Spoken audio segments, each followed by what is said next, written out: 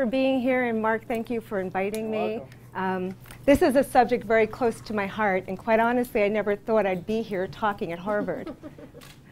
And what I've been doing for the last 20 years is empowering people, men and women, you're not left out, on how to build business and make money. Is anybody here interested in making money? Yes. Are some of you thinking about it? Okay. So one of the things I found in anything we do, we need to do one thing first to be successful. And the one thing we need to do is see things from a different perspective. Because sometimes from where you're looking, you might miss things. So with that said, are you open to seeing things differently today? Yes? Yes. Okay, I'm hard of hearing, so can I hear you say that again? Yes. Okay, awesome. So to get started, what I'd like to do is have everybody stand up and take everything with you and find a seat you've never sat in before, because you're probably sitting in a comfortable seat because it's where you feel familiar. And if you've never sat in front, I'll let you know the front row here, fill this section first.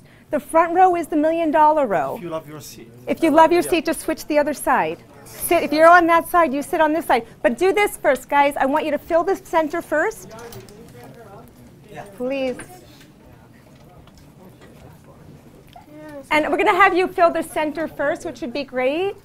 And the reason I do this is really simple.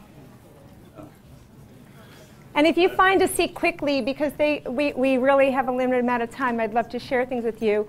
In finding a seat, so what do you do, is just switch each other's seat? Okay. So we want to just fill in every seat here, if we could. We'd love to fill in every single seat here, so come sit in and bring somebody else close. Right now, moving your seat, how did that feel? Good. Different, right? You know, how many times are you in a position in your life where you want to move forward, but something makes you feel stuck? Just makes you feel stuck. You don't know what it is, but it might be as easy as just moving our seat, because we'll see things from a different perspective. And what I'm going to share with you is how I actually found the secrets to my success was changing my perspective. So we're going to get started and do that. And what I want you to know, it all stems from knowing your purpose, knowing why you're doing anything you're doing. You know, why do you get up in the morning? Why do you want to make money? What is it going to serve? Because most of us think that our purpose is to go out there and be successful. Does anybody believe that? At least I was taught that. That's what they taught me in school. Go out and be successful. But why do we need to be successful? Be helpful. What? Be helpful. Be helpful. Well, for some people to be helpful, my original purpose was not to go out and be successful to help others. I was told growing up I needed to be successful because if you made money, you arrived. See, they didn't say it was so I can serve other people. They said so I can serve myself. Interesting. So how many times are we doing something and our purpose is not the actual purpose that will drive you? So I spent the better part of my life really trying to fulfill a purpose that wasn't even my dream. My original purpose, I thought when I was young, I said, I want to serve others in a big way. And I thought the best way to serve people, and this is funny that we're at Harvard, was to be a teacher. That's what I wanted to be, a teacher. Now, I grew up in a home where, I don't know about you, but I'm from a Jewish faith, Lieberman Wang. I'm the Lieberman of the Wang, if you didn't figure that out. And my family told me when I said I wanted to be a teacher, they said, teachers don't make any money. So they said, I can't be a teacher. I said, okay, so I'll be an attorney. And they said, no, you're going to go for your MRS degree. I got that twice, my Mrs. degree. They said they weren't going to pay for the additional 3 years, never thinking at the time I could have paid for it myself. So I said, okay, my brother's going to be an accountant, I'll be an accountant. So I took 2 years of accounting and hated it. Hated it. Wasn't my thing, definitely not my purpose. Changed it to marketing, advertising, minored in computers, and took every elective in business law I could find, because I wanted to be an attorney. Because I was going to save the underdog. I was going to make a difference. That was my original purpose, serving and make a difference. But I didn't know that's what it was, because I was deep-rooted into some beliefs that were given to me, not by me. Do you know, by the time you're 5 years old, 55% of your beliefs are already formed by well-meaning guardians and parents. They already told you what to believe. So think about some of the beliefs you might have had growing up. Maybe you believe that, you have to go to school and get a good education, especially if we're here, right? Maybe your belief was that you couldn't rely on other people. Maybe your belief was you should never trust somebody. But the truth is that there's no belief out there that can be proven. Because any belief you have has to be justified or explained to show it's true. So is it true? See, I know when I was growing up, they told me about the tooth fairy. Did anybody else hear about the tooth fairy? Yes. I found out when I got older there wasn't one. It was my parents. I was waiting for someone else to. I'm sorry, I didn't want to ruin it for you. But there wasn't a tooth fairy. And you know what? I thought about it. If they lied about that, what else did they lie about? Santa Claus, the Easter Bunny. And what's in the middle of the word beliefs? Lie. So how many things have you been telling yourself that maybe are a lie? How many things were told to you that maybe were a lie? Maybe you were told that you're not smart enough. Who told you that? Maybe it was a teacher that said to you in a class that you weren't smart enough. And then you went on your whole life and career thinking, I'm not smart enough. But out of 6.99999 billion people in the world, you listened to one person and you made that your belief that rooted your whole future. Think about some of the beliefs you've taken on. There's so many of them out there. I'm going to talk to you about our tree of life. And the tree of life is all about the roots. This is your tree. Everybody has a tree. But the roots of the tree is based on our motivation. Motive matters. Why you do what you do, what the purpose is, what's driving you. The attitudes that you move forward with and the beliefs you carry that you want to fulfill. These are the roots. The values of the tree are things that you feel are important, that you hold dear to yourself, and that you live by. Those are your rules. They're usually also brought down by generations is how we develop them. Then you have your branches of your tree. The branches of the tree is what we do, is the actions you take to fulfill, to make the other things true. So someone who believes growing up is a belief that education is important, what would their behavior be? Is they'd go to school, right? That would be the branches. And from the branches, we get the fruits of our labor. And the fruits of our labor may be the success, the careers, the money, whatever it is for you, right? Well, I'm going to tell you a story about a young girl, and she happens to be one of my clients. And she was my first client. And when she came to me, some of her beliefs that she had when she was growing up was that she was never going to be skinny enough because her mother grew up being obese and always said to her, don't ever look like me. So her belief was she saw her mom always being ridiculed, having a hard time with flying. She needed an extra belt on the seat. When you go to fly and you can't fit in the regular seat. Her family always giving her a hard time. So she equated being fat as being not loved. So she was told, you'll never look like me. So her belief is I need to be skinny. She also believed that, problems, everything was about her. See, she grew up in a house, a traditional dysfunctional family. You know any like that? Where everybody said a disparaging word. So nobody was nice. Her nickname by her father was AH, asshole.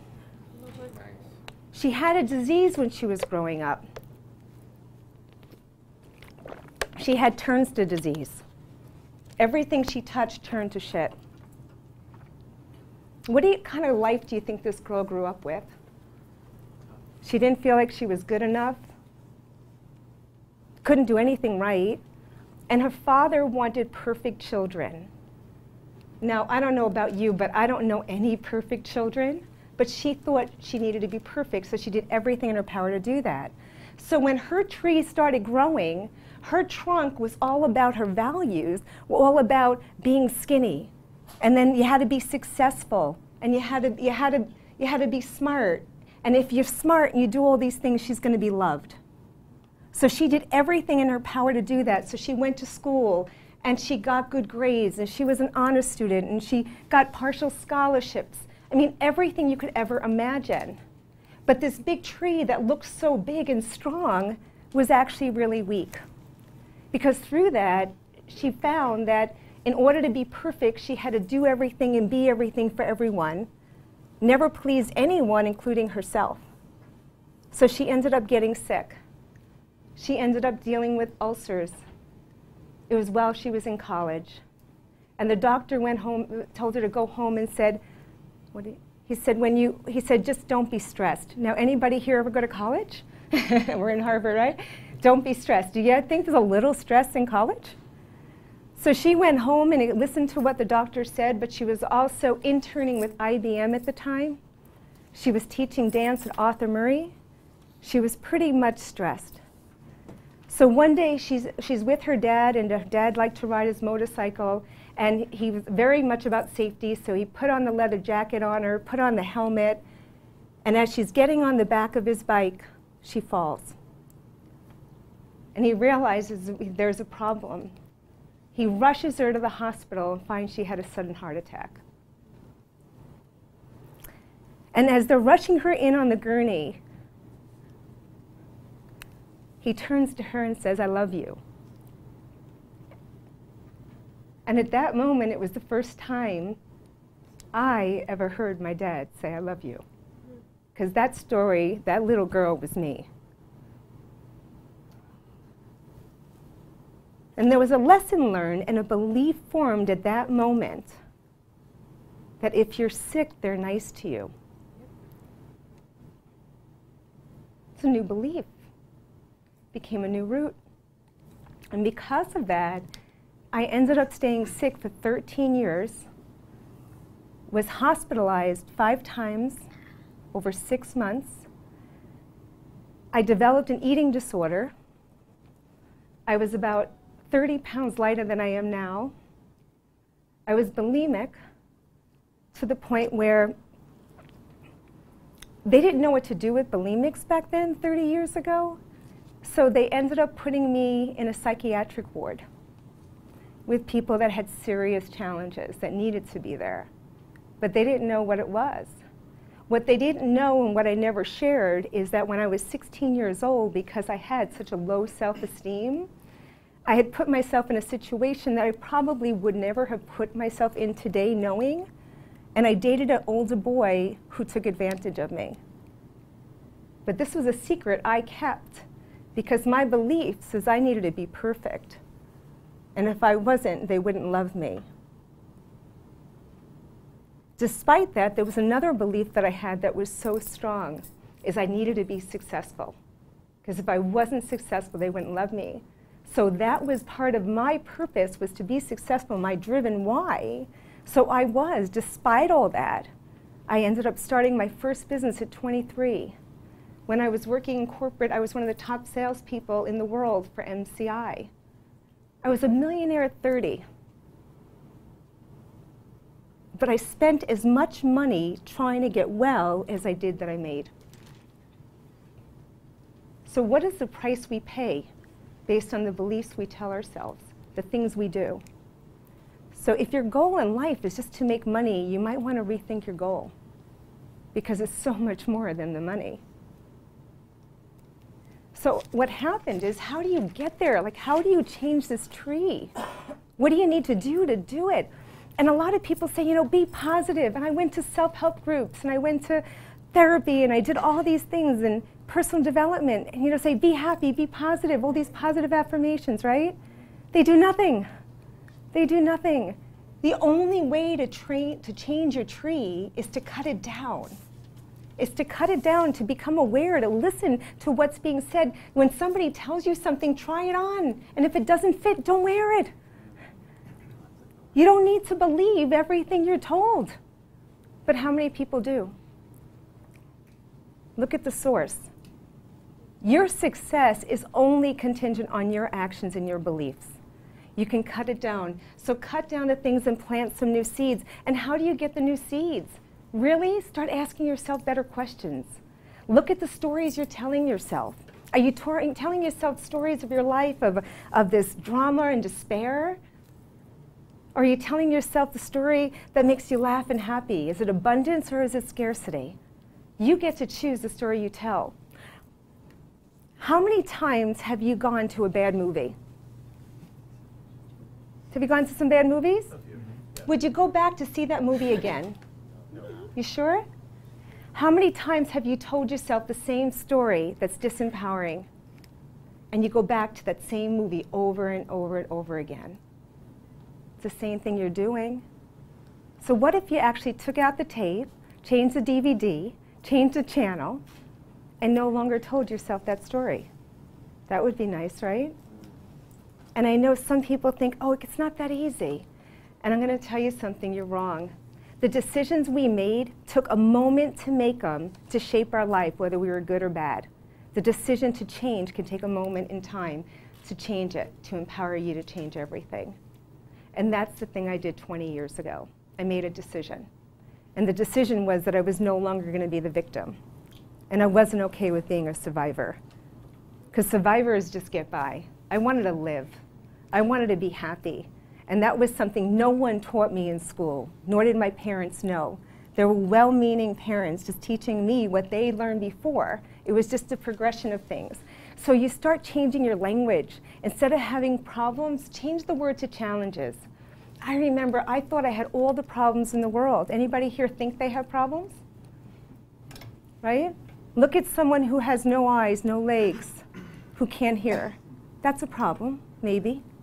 But some people have made that their assets. Look at people who have no homes. Just being able to be here, having a car, having a vehicle, having a roof over your head, you already have it better than most. Stop thinking you have problems. I decided I'd have challenges. And if someone called me with a problem, I'd say, call me back with a challenge. I can't fix problems, but I can help you with a challenge. Right? Just changed my whole perspective on how I dealt with things. And then ask yourself better questions. Instead of asking yourself, why me, ask yourself, why not me? One of my favorite questions I ask all the time when I'm in situations is, what's good about this? Because I know, looking at what happened to me 30 years ago, I would never have seen anything good about that. There was no way to see anything good about that. But today, had all those things not happened to me, I would not be serving the world at the purpose I am today. Because my mission today is to help empower women to create inner peace and power, and for us no longer to be victims, but to break through the barriers that weigh them down. And I deal with so many successful women on the outside. It looks like their tree's okay, but on the inside it's dying. And you know what? It's not okay. It's not okay. So ask better questions. And this is my new tree. And when I planted this tree, I've had 20 years of abstinence. That's from hurting myself, from binging and purging and doing all the other stuff. And it was only a couple of years ago that I decided my purpose was to share this and help others. I called up my mom. I said, you know, Ma, I decided I'm actually going to help other people, and I'm going to work with women with depression, disordered eating, and self-sabotage. And she says to me, oh, you're finally coming out of the closet. I said, I didn't know I was in the closet, Mom, but thanks for sharing. I said, okay, I'm coming out of the closet. But I knew that if I can just make the change of one person, I'd be changing everything. But my mission is bigger than me. My mission is to touch more lives than Oprah. And the only way I'm going to do that is not by me, myself, but by helping other people who find the tools and use the tools to help other people. Because I don't need to do this. I just need to help other people live their true purpose and take care of themselves and help other people do the same. And when I did that, I changed my attitudes. Instead of being conditional love, about needing to do things to be loved, I was already loved. And I had to love myself first. I also changed it to empowering other people, but my biggest one is give back to the world the gifts that God has already given to me, which presupposes I've already have the gifts. I don't need to do anything to be loved. And with that, my whole thing with my values is integrity, love, nurturing, caring. The branches I've built has been huge. That's given me the privilege and the honor to be on national TV, to help other people, to work with women that totally want to make a difference. So you get to plant a seed. It's your choice. You have 2 seeds. You get to choose which one are you planting, and what does your tree look like. This is your choice. I'd like to offer a gift to anybody who'd like it for being here. If you'd like to be able to have a free group session with me, for anybody here, if you just text the keyword Find to Fab, that's Find to Fab, and it is the name of the book as well, to Lisa Lieberman, excuse me, to 90210, I'll get in touch with you and we'll have a free session online. I actually get $500 an hour to speak with someone, so you have an idea of what my time is worth. And I always say I have invested over $500,000 in my education to get well after my college education.